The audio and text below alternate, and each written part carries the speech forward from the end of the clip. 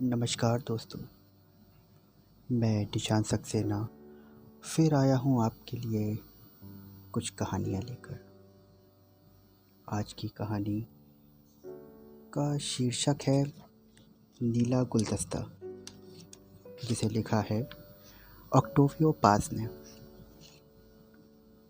तो आइए चलते हैं कहानियों के सफ़र पे। मैं सोकर उठा तो पसीने से लथपथ था। लाल ईंटों वाले खड़ंजे पर अभी अभी छिड़काव हुआ था और उससे नरम नरम भाप उठ रही थी। भूरे पंखों वाली एक तितली चकाचौंध से त्रस्त पीली बत्ती के चक्कर काट रही थी। मैं दायरे से कूदा और होशियारी से पैर रखते हुए कमरे को पार कर गया। मैंने छोटी खिड़की पर जाकर गांव की हवा ली। स्तृण भरपूर रात का सांस लेना सुनाई पड़ रहा था। मैंने कमरे के बीच वापस आकर मर्तबान के जस्ते के प्याले में पानी निकाला और उससे अपनी तौलिया भिगो ली। इस गीले कपड़े से मैंने अपने सीने और टांग को रगड़ा, थोड़ा अपना बदन सुखाया और यह इत्मीनान करते हुए कपड़े पहने कि मेरे कपड़ों की तह में खटमल तो नहीं छिपे। मैं हरी सीढ़ियाँ उतरता भागा। लॉज के दरवाजे पर मेरी टक्कर लॉज के काने चुप्पे मालिक से हो गई। वह खपच्चियों से बनी चौकी पर बैठा धुआं उड़ा रहा था। उसकी आंख आधी बंद थी। उसने अपनी भारी आवाज़ से पूछा, कहाँ जा रहे हो? मैं टहलने जा रहा हूँ, बहुत गर्मी है। सब कुछ बंद है और यहाँ सड़क पर बत्तियाँ भी नहीं हैं। अच्छा यही होगा कि तुम यहाँ ना जाओ। मैंने कंधे से कोड़े और बुदबुदाता हुआ अंधेरे से निकल आया। पहले तो मुझे कुछ दिखाई नहीं दिया। मैं बटिया पत्थरों वाली सड़क पर टटोलता हुआ आगे बढ़ लिया। अचानक एक काले बादल के पीछे से चाँद निकल आया, जिससे एक मेरी आंखें चौंधिया गई और वो ऐसी चौंधियाई कि मुझे कुछ दिखाई नहीं पड़ा। मैं रुक गया। हवा हल्की सीटियाँ बजा रही थी। मैंने इमलियों की हवा ली। पत्तियों और कीड़े मकोड़ों से भरी रात गुनगुन कर रही थी। झींगुर ऊंची घास के पड़ाव डाले थे।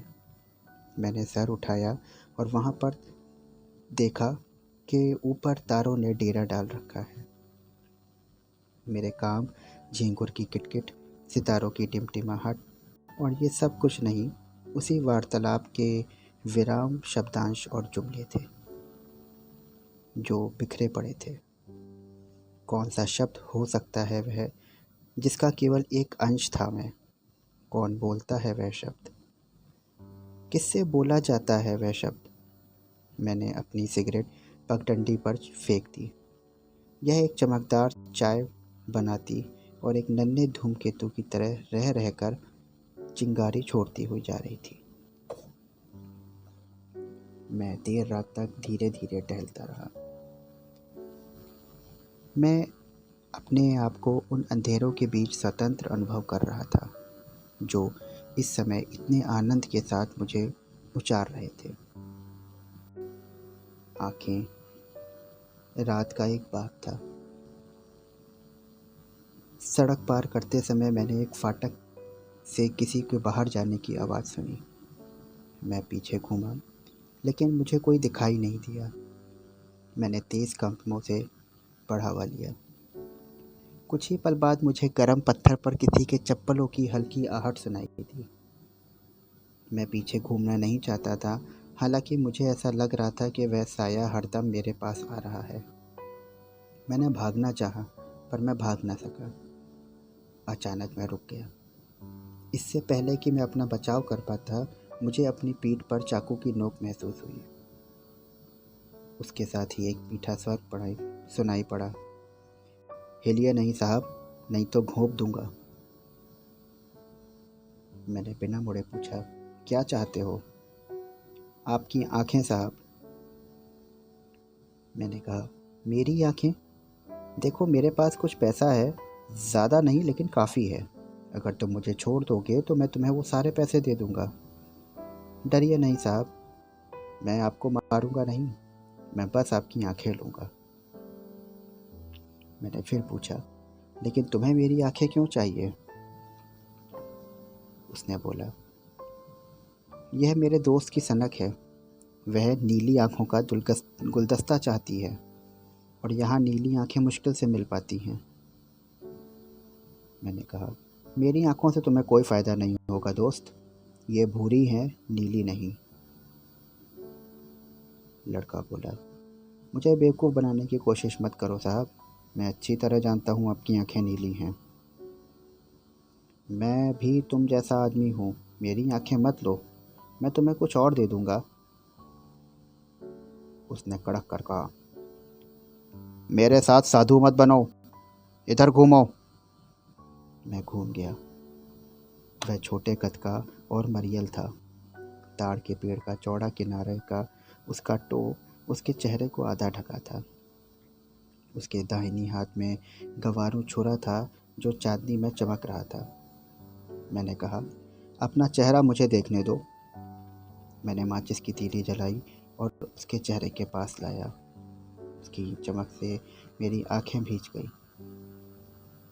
उसने मजबूत हाथ से मेरी पलकों को खोला। उसे ठीक से दिखाई नहीं दिया। उसने पंजों के बल उचक कर और नज़रें गड़ाकर मुझे देखा। लौ से मेरी आंखें जलने लगी। मैंने तीली गिरा दी।